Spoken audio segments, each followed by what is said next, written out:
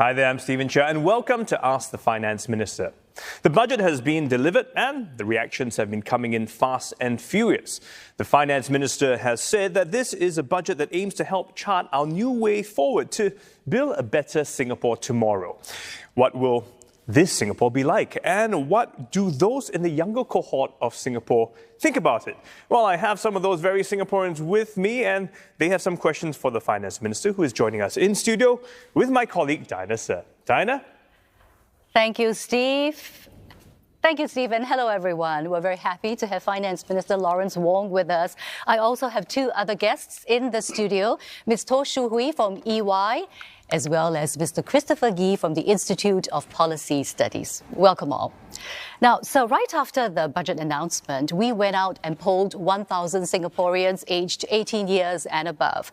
They are representative of Singapore's demographics, and we wanted to get an idea, a quick sample of what they thought about the budget. Here are some reactions. Let's take a look. What more can be done for climate change? GST will increase, but what if my salary doesn't? And the next one, low and medium income households will be impacted. GST vouchers may not be enough. And finally, middle income families cannot get sufficient funds to sustain increase, but also not poor enough to receive subsidies. Now, on that last point, the middle income sort of like caught in between, it was a sentiment that came through quite a fair bit in our survey. And I believe, Steve, over there, you have a guest who also shares the same thought. Yes, Diana, that's right. We have a young unionist with us today who is also concerned about that. Raymond, you have a question for the Minister? Yeah, there are measures announced to help cushion increasing cost of living and also increase wages of the low-wage workers. That said, we are actually concerned about the middle-income workers between the 20th to the 50th percentile. What more can we do to ensure these workers' wages can be boosted sustainably in the next coming years? Well, thanks, Raymond, for the question. And in fact, the concerns that, Diana, that you showed just now reflect concerns that the Finance Ministry had picked up before the budget and also after the budget. We understand that the concerns that Singaporeans have about the cost of living, and I want to assure everyone that we will continue to do our utmost to help Singaporeans cope with these concerns. In fact, it is precisely because of these concerns that I decided, despite our very pressing and urgent revenue needs, to delay and to stagger the GST over 2 years. On top of that, we are providing Singaporeans with a significant package to cope with the cost of living concerns. That includes a household support package, which extends even to the middle income groups, as well as enhancing the assurance package to delay the impact of GST. And the benefits of the assurance package goes beyond the lower income groups. It extends to the 20th to 50th percentile, as Raymond highlighted. But as Raymond said, ultimately it's also about not just looking at costs, it's also about wage increases and ensuring that wages continue to rise beyond inflation. And to do that, we need to start investing in new capabilities and keep the economy going. That's why the budget doesn't just deal with immediate concerns. It also sets out several major moves, bold moves, to better prepare Singapore for a new post-pandemic future. So the middle income are very concerned. If we should find that they are hit probably more than anticipated, is the government prepared to do more? Certainly. I mean, the outlook we have projected for the economy and inflation is obviously based on certain assumptions, but who knows what will happen in the external environment. There are downside risks, which we continue to monitor closely. And if the situation were to worsen, the government will certainly respond. And there are different ways we can respond. For example, if inflation were to become more persistent or turns out higher than expected, we can take actions on the monetary front to tackle inflation, but we can also provide more help to Singaporeans to cope with rising prices. All right.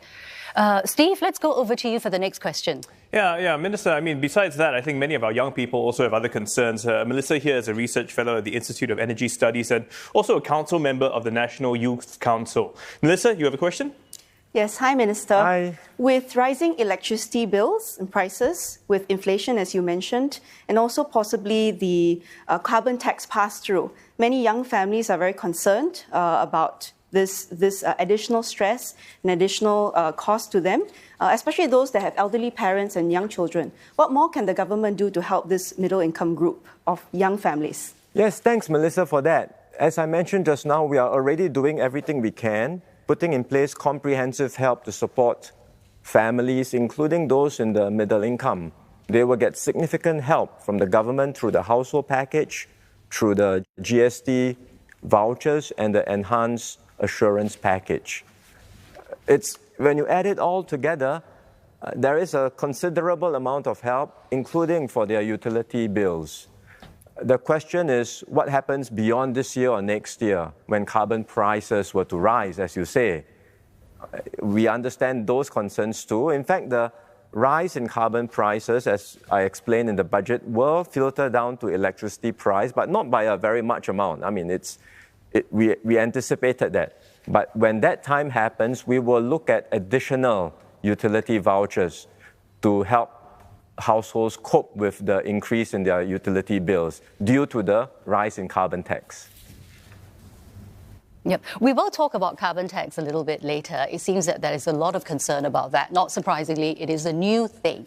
But for all these costs that the money that the government has to spend, the money has got to come from somewhere. And Budget 2022 has announced quite a number of taxes targeting high-end properties, luxury cars, as well as the top income earners. Now, in the survey that we did, we asked Singaporeans whether they were worried that taxes on the wealthy could lead them leaving Singapore. And here are the results. A whopping 78% said no, they won't leave Singapore as a result of the taxes, and 22% said yes. Yes, they are worried. In fact, in a separate question further down the questionnaire, we also asked that the budget sees the raising of taxes, especially for high-income earners. How do you feel? 83% is long overdue. We are overtaxing the wealthy. Only 17% said that. I'm seeing quite a bit of smiles on the set here. So I shall invite you, Christopher, to say something first. What do you make of those results? Did that surprise you? It does. People generally don't want to be paying more tax. So this burden is being placed on the wealthy to pay for the increased spending that's going to come through. But 83% are saying that actually we don't mind paying that additional tax. So I guess I would, ask the minister, what signaling does this budget have for the wealthy? Is there a sense that there is going to be a greater commitment placed on them to build this society going forward? Well, Chris, I would say the starting point is to go back to what Diana started with, that revenue and spending are two sides of the same coin. And that's a very important point for us to internalize, because the temptation is always to look at the spending side of the government. Benefits, what can the government do for me? But money doesn't fall from the sky, it doesn't grow on trees. If the government is to do more and spend more, we will need to generate revenues for that spending. And we do think the government ought to spend more in the coming years for healthcare, for aging population, for all our pressing social needs. And that's why we have to raise revenues. But the assurance to everyone is that when we raise revenues, we will ensure a fiscal system that is fair and progressive. What does that mean? It means all of us should contribute toward that system. All of us should contribute our share of taxes, but those with greater means will contribute more. And I think if we are able to achieve that, we will be able to have a fair, progressive system that can, in fact, strengthen our social compact, our sense of obligation to one another and to our fellow citizens. The sense I got from the results is that people are happy that you are taxing the rich. It's like, yeah, just go for it. But on the other hand, how realistic is that? How much more can we do before it backfires on us, before they start leaving? Certainly, there is a limit. I think with the moves that we have made, we should be all right because we have assessed it very carefully. and we have calibrated the measures. Have we reached But the limit? How close if are we start to have the attitude that most of the tax burden or everything can be borne by the top 1% or the top 5%, I think they will feel it grossly unfair. And very soon you won't have the rich to tax in Singapore.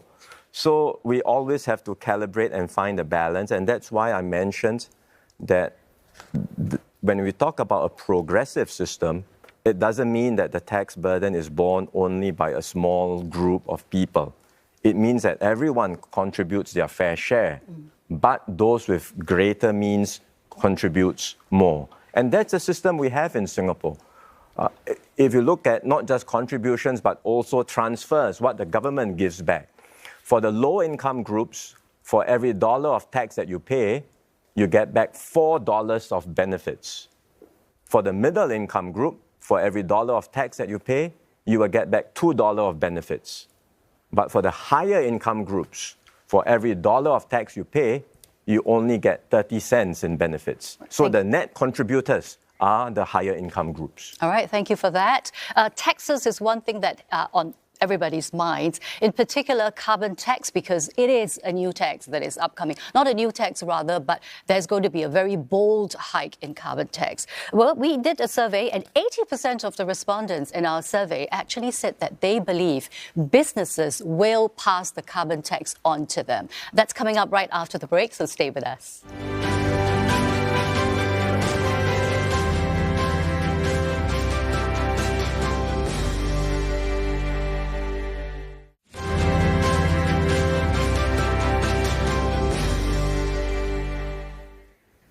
Welcome back to this post-budget forum with Finance Minister Lawrence Wong. Now, earlier on, we had been talking about taxes on the wealthy, but another big announcement for Budget 2022 is the big hike in carbon tax. From the current $5 per tonne of emissions, it will go to $80 per tonne from the year 2030. Now, we also did a survey of 1,000 Singaporeans to get a sense of what they think of the budget. We asked if they thought that companies would pass the burden of the carbon tax onto their consumers. 80% say yes and 20% said no. Minister, should the government limit how much companies can pass the burden of carbon tax to consumers? The reality, Diana, is that all of us have to do our part to move into a net zero economy. One of the surveys that you did just now at the very start of the program said that people want us to do more to tackle climate change. The only way to tackle climate change is to have the right carbon price that is felt by everyone in the economy, businesses, consumers, households, and then all of us do our part to reduce our energy consumption, to shift to more efficient solutions, greener solutions, and then we can get to a net zero future as soon as possible. When you say all of us must do more, I suppose you mean that we must also fork out more money from the pocket. Partly, but over time, there will be greener solutions too. So when we talk about forking out more money, part of it goes into the carbon tax. Carbon taxes for the government is not revenue generating. In fact, part of the revenue we will give back to households to help offset the electricity bills, the concern that Melissa highlighted just now. But a large part of the revenue will be used to advance our investments in low carbon solutions, including low carbon energy options, more energy efficient solutions. So when we do that over time, we will have better, greener, renewable or low carbon solutions, and these would hopefully become more affordable too. Shu Hui, you are the sustainability tax expert. I want to get your take on this. People are clearly afraid. 80% said that, we could be forced to pay more. Is that necessarily the case? Okay, I think that in the short term, probably there would be some cost that's going to ripple down to the consumers at large.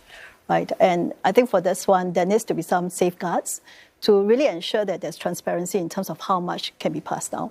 But in the longer run, while we would have, the U vouchers and everything to subsidize, but I think in the longer run, it's about a whole change in the lifestyle, right? People have to be more conscious, right? That, for example, do I have to switch on the fan, or, can I just open the windows, right? It's just little things. I think that's what the minister is saying, that all of us have to do our part on that. The other thing is about the green technologies, right? I think at this point in time, we have to say that it's really expensive, right? A lot of investments have gone in. But at some point in time, if the prices stabilize such that, everyone can afford, right, solar panels or whatsoever that you have, the energy efficient aircons would cost not much more expensive than the traditional ones, then that's where, we would be really on the right path towards net zero. Yeah, absolutely. I fully agree with what Shu Hui said just now. The impact of the carbon price and the way that most people will experience it is really through the electricity bill. That's what it comes down to. Businesses as well as households. And for that, particularly for households, we have a mechanism to directly help households, which is through our YouSave vouchers. So that's quite clear-cut, and we know how to go about helping households in that regard. But the bigger shift is really a mindset and enabling our whole society to move more decisively, to decarbonize our society, to decarbonize our economy, and get ahead on that green transition. That will, I think, give us many opportunities in the green economy. Shu Hui had talked about transparency if the tax is going to be passed on to consumers, and we'll definitely expect the government to watch the industries and the sectors very closely on that. Christopher, I think you want to come in on something. Yes, I thought maybe I'd like to ask your opinion, Minister, about making the nudges, maybe some incentives for households to really change the mindset that you talked about rather quicker. What do you think about having explicit tax incentives, for example, to crowd in from the private sector and from households certain behaviors? So, for example, we've been talking about EV, electric vehicles for some time, and maybe what do you think about explicit or incentives to promote this kind of green technology? We already do, and we will continue to review it to see what more incentives we can provide. We provide incentives for electric vehicles, and that's why the take-up rate has increased from, I think, something less than 1% the year before to 4% the last year. 4% is still very low, but I have no doubt that you will see a much faster pickup and take-up in electric vehicles or cleaner vehicles. That's one area. But we continue to review to see what other things we can do to motivate households, consumers, and even businesses to shift towards more energy-efficient solutions. Okay. So, Shu Hui had mentioned earlier on that low-carbon technologies don't come cheap. And I believe one of our guests over with you, Steve, they have a comment and a question about that. That's right, Diana. Cost is always an issue, and it seems like the big boys, the bigger companies have it easier. Well, Veera is a serial entrepreneur. He's got his own SME in the sustainability space, and Veera has some other concerns. Veera? Hi, Minister. You mentioned that the rise in carbon taxes will be used to be reinvested in new technology areas. Could you elaborate on that? And also the size of the reinvestment you are thinking about. Sure. The new investments that we are looking at are technologies, green technologies, that will make a difference for Singapore to get to net zero. What are our options? Well, we think that the more promising ones today are hydrogen and carbon capture and utilization and storage, or CCUS. But we won't rule out other options, but these are the two more promising options that we have highlighted. The key is to be able to green our energy source, you see, upstream, because today we are generating almost all of our electricity through natural gas. Natural gas is not bad, it's the cleanest of fossil fuels, but to get to net zero, it's not good enough. We need to do more to reduce the emissions from power. And then if we do that, that will help to reduce emissions in Singapore significantly. So those are our two areas of investments, but we continue to see if there are other options as well. And unfortunately, we don't have windmills or big waterfalls for hydroelectricity, but I think Melissa has some other ideas in mind as well. Melissa? Yes, hi Minister. Young people want to be part of this decarbonisation push that Singapore is embarking on. Can the carbon tax revenue be put into training young people for green careers? And also, some people are looking to make a mid-career switch. Can the government do more to support this pivoting from carbon-intensive sectors into green jobs? We will certainly do more, Melissa, to help everyone pick up new green skills in order to excel in this green economy. We don't need carbon tax revenues for that because we have set aside separate revenues and budgets for Skills Future. It's a huge area of expenditure which we are continuing to focus on. And that allows us to retrain, upgrade, and improve the skills of everyone in the economy to help them transit into the new growth areas. And green is certainly one of the new growth areas. So we don't need carbon tax revenues for that. Carbon tax revenues, I think, can be used for the purposes I highlighted separately. Shu Hui, are you able to tell me, I hear this a lot, that there will be jobs that come in the green sector. What kind of jobs will we be looking at? I have 3 kids. That's 3 jobs. So what kind of jobs are we talking about? I think if you look at it, firstly, is the main part of creating awareness, right? We need people who would be skilled in terms of, what is the trend out there, right, on sustainability. And, service providers, consultants, who are able to chart out the actual roadmap for businesses in terms of, this whole green journey.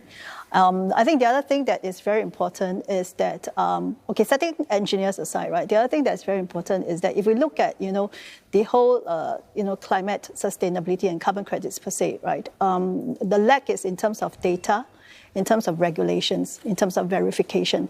I think that is one area that we need to get hold of, right? Which, once you have that reliable data, verification, that is right there, there is robust, right? It will just propel the entire ecosystem. Yep. Okay, so green jobs to look forward to. After the break, we will continue to talk about what Budget 2022 has for the workforce.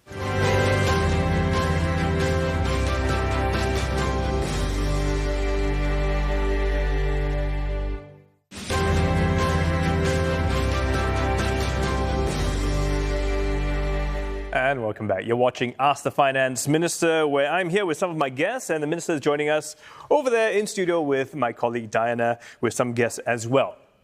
Now, Budget 2022 has extended the jobs growth incentive for another 6 months to September this year. It was introduced during the pandemic to encourage employers to hire locals by providing salary support. But hiring locals may not always be an option for some business owners, including a couple of my guests here. Right next to me is Ling Ling. She's a nurse, and a healthcare online platform that she runs provides services which provide access to nursing services. And you have a few concerns as well. Right.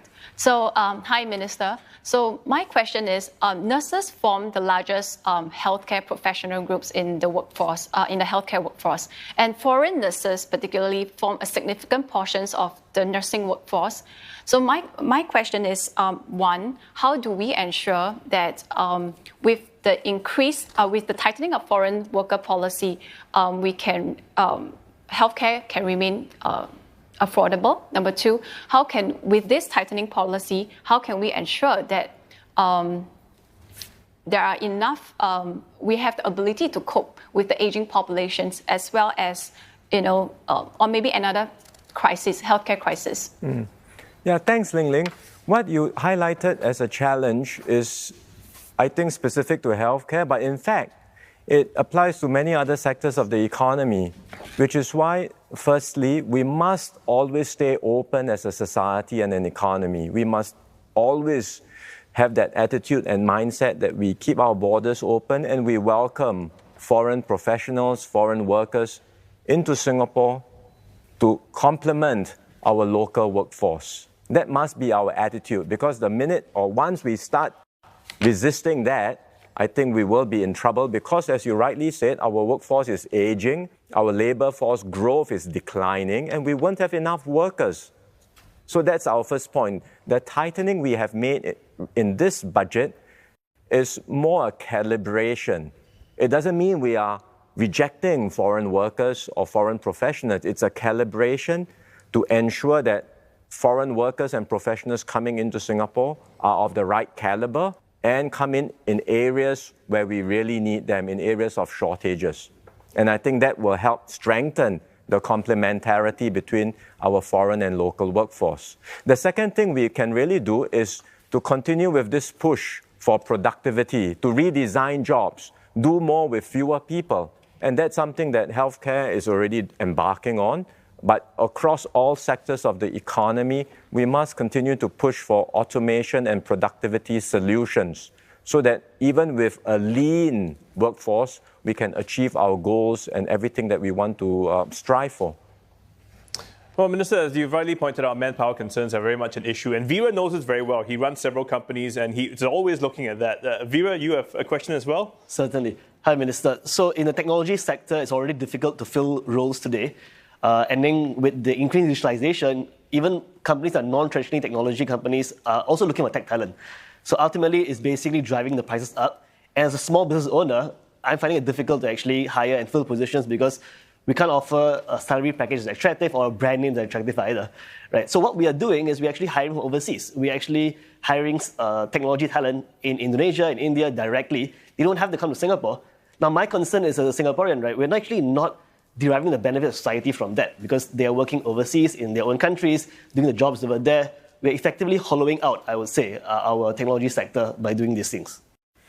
Well, Veera, I understand the concerns that companies like yours have about getting tech talent. It is a worldwide shortage. We are not the only country in the world facing this. There's huge demand for tech talent and not enough supply around the world. And I would say our rules, the adjustments we have made, do not stop you from getting tech talent. You can still hire an employment pass. In fact, we encourage you, go out, hire an employment pass, bring the best from around the world into Singapore and complement your Singapore team so that we can form the best teams in Singapore to create value together. But there will be some lower wage functions that may not be so viable in Singapore anymore. And some of these jobs indeed, or some of such work indeed, may be better done overseas. So in a sense, companies will have to start thinking about how to restructure their operations. Remember, costs and wages are again two sides of the same coin. We all talk about wanting wages for Singaporeans to go up.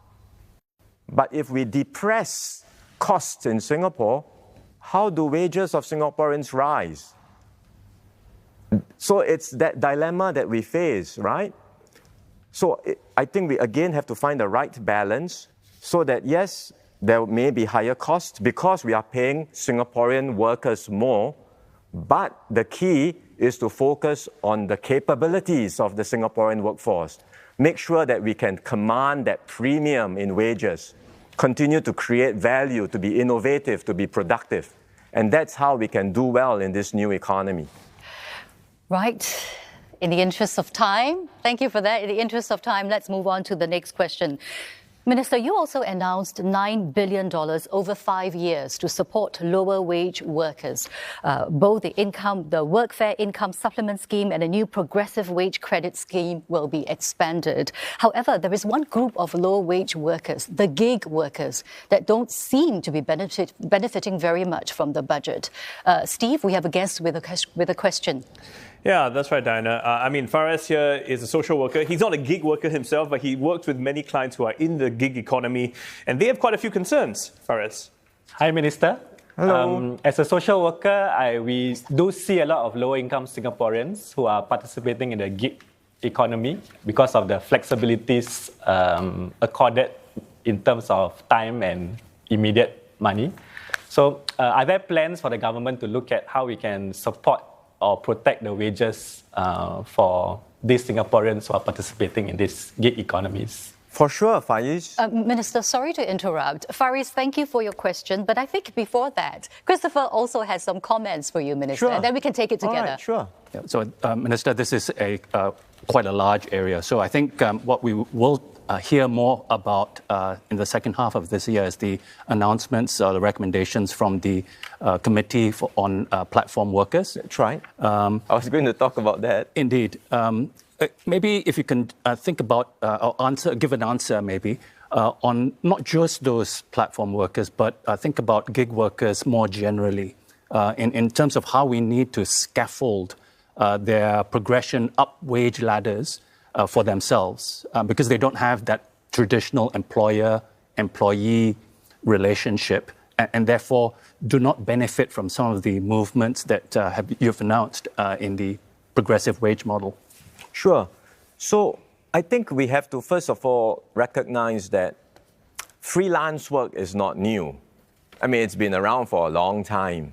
And some of it is, in fact, a deliberate choice by the individual because of the lifestyle benefits, because of the flexibility it provides.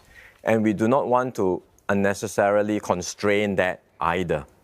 But to the extent that there are vulnerable workers in these sectors, indeed, as Faiz said, we are concerned. And that's why we have a committee set up looking at vulnerable individuals who may be in these platform companies doing gig work. They may be enjoying a good upfront sort of salary now in terms of the cash benefits, but we are particularly concerned about their retirement adequacy because they do not have CPF, and also their ability to pay for housing and these sorts of things, or for that matter, protections for them should they happen to have a workplace injury. And those are the areas that the committee is now studying. The reason why it's not in the budget is because this is still work in progress. And I think later in the year, there will be some updates from the committee. And indeed, the government will respond to the recommendations thereafter. So it is certainly something on our minds, and we are actively looking into this matter. Well, good to have that assurance, Minister. And speaking of work in progress, reskilling and upskilling have been hot topics for a while now. And I think we have a guest over with you, Steve, who has a question about that. That's right, Diana. Not one. I've got two guests, actually. Minister, I'm going to make you work a bit harder. I'm going to get them to ask their questions back to back. First, I have Ben. He runs an SME, and he's hired quite a few retrenched workers since the pandemic started. Right, Benjamin? Yes. Good day, Minister. Hello. Thanks for having me here. So, as a social enterprise, we work with marginalized communities. We're talking about ex-offenders, persons with disabilities, single parents, and people with mental health issues. As the economy moves towards a K-shaped recovery, some industries will do better, will do well. Some industries will not do so well. How do we ensure that the vulnerable do not become even more vulnerable? Thanks, Ben. Just before you answer, okay. I'll get Raymond also, who works in the security sector. He's also got a question. Yep, Minister, NTUC is pushing really hard for CTCs, so much so that government additional support is really helpful.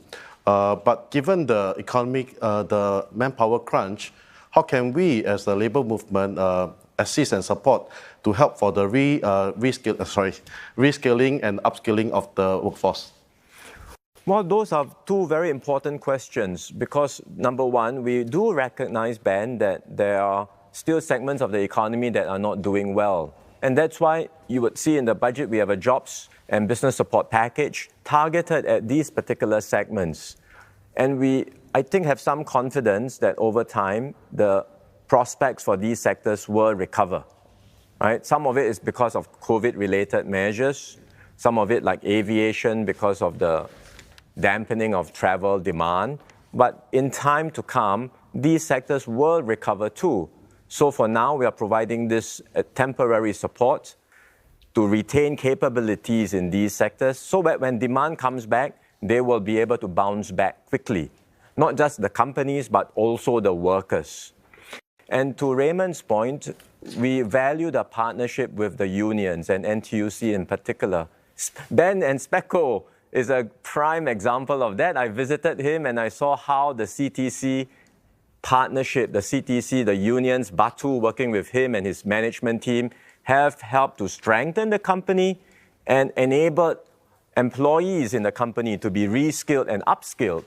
So if we can do that across the entire economy more and more companies taking on CTC, setting up CTCs, company training committees, which means that they work with the unions They set out systematically training roadmaps for their workers. They get their workers trained in the relevant areas. And importantly, they start to redesign jobs and make use of the skills, improve skills of their workers to be more productive and be able to pay them better wages. This will also go some way in addressing Vera's concern earlier about labor shortages. And that's the only way for our economy to progressively restructure, transform, and be able to thrive and do well. So that's what we are focusing our efforts on, and we will continue to work hard together with all our partners. I think that is also a big theme in Budget 2022, and that is leave no one behind. Coming up next, we will be talking about social compact, very much similar to what Benjamin asked earlier about not letting the vulnerable become even worse. Stay with us.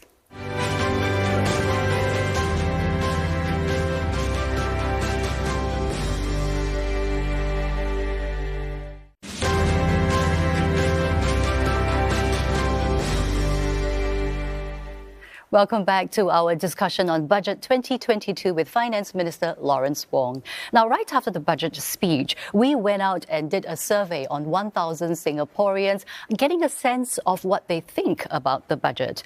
One of the areas we looked into was the government's emphasis on building a more caring and inclusive society. The government had announced measures to support the disabled. What are some of the changes we hope to see being done for this group of people? Well, we gave our respondents some options, and they could choose more than one category. Here are the results. Better job opportunities, 76% of them say that. Better infrastructure access, 70%. And more subsidies for the disabled, 67% of them say that. Minister, how will the government try to ensure better job opportunities for the disabled?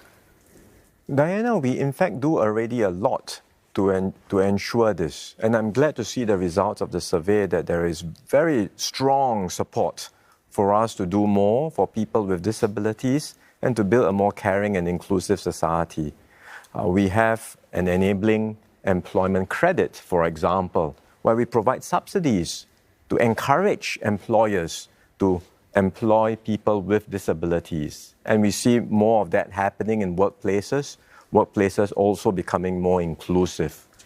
Later this year, we will be launching the Enabling Master Plan, which will again provide additional recommendations for us to continue to move forward and advance as an inclusive society.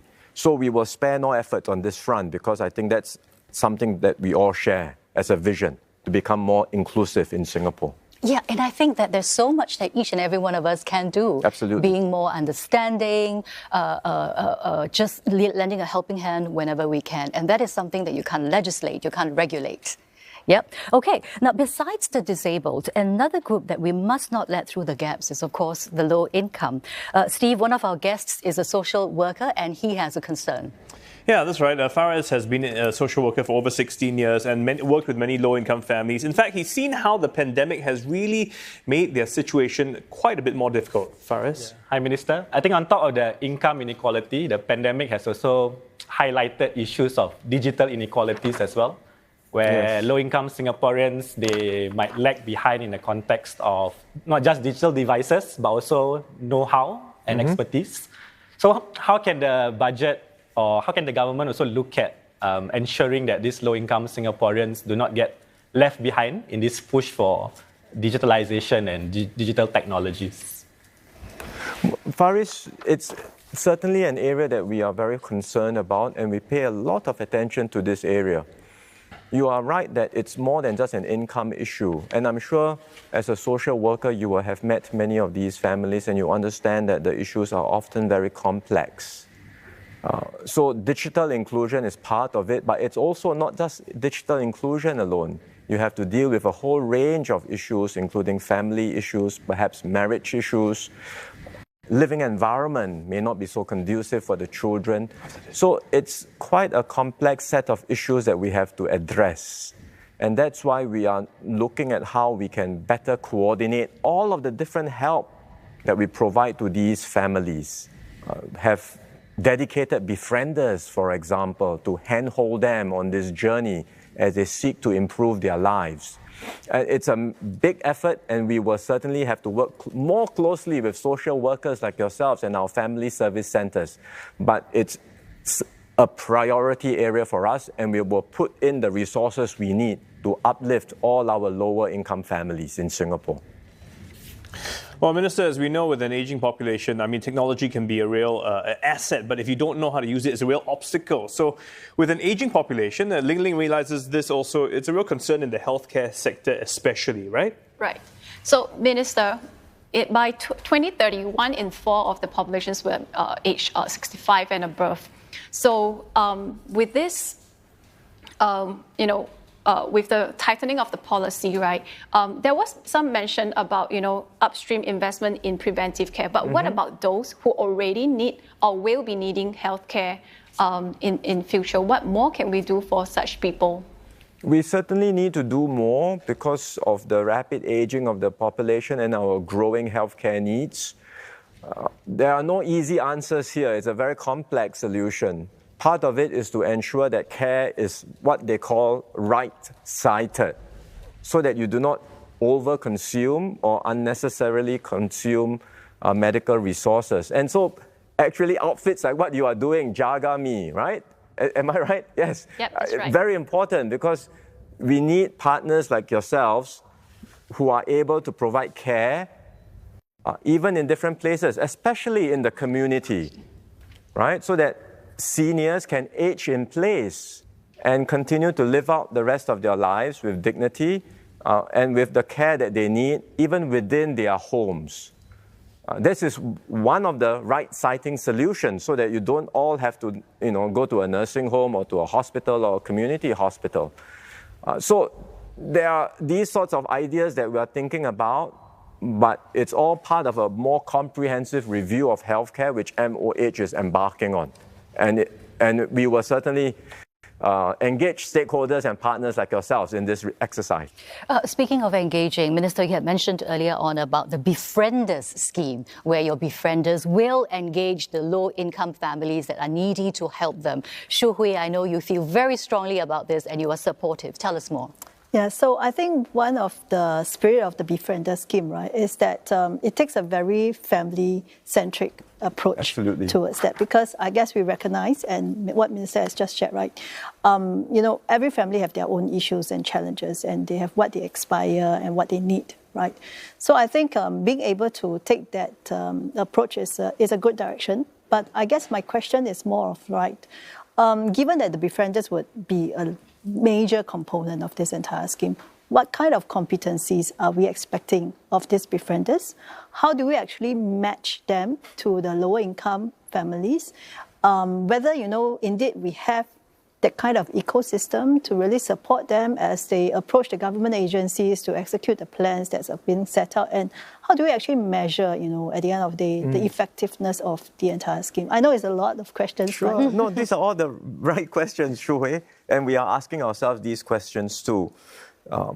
I suppose the broader context is that, as I mentioned earlier, as our society progresses and matures, the solutions we need are no longer just standard one-size-fits-all solutions, right? Increasingly, you need more customized, bespoke solutions to help the individuals who are in need or the families who are in need. And this also means we need more resources. It applies in healthcare, it applies in social care as well. And that's one of the reasons why our spending will have to go up in the future. It's additional resources, but I think it's resources that we will have to spend. And then, of course, the onus is on us to make sure that these resources are spent well. So, MOF is always focused on looking at how we can get the right outcome from this. We have already started some pilots with these befriender schemes. Some of the befrienders are trained social workers like Faris. Others are volunteers, but they get training, right? And then it's almost like an account manager, right? You focus on the family, you understand the family's needs, and you work together with the family to develop an action plan, whether it's to stabilize their finances, to ensure their children stay in school, reduce absenteeism, whatever it is. And then with that action plan, we start to pool together all the different resources from different government agencies so that it's more holistic.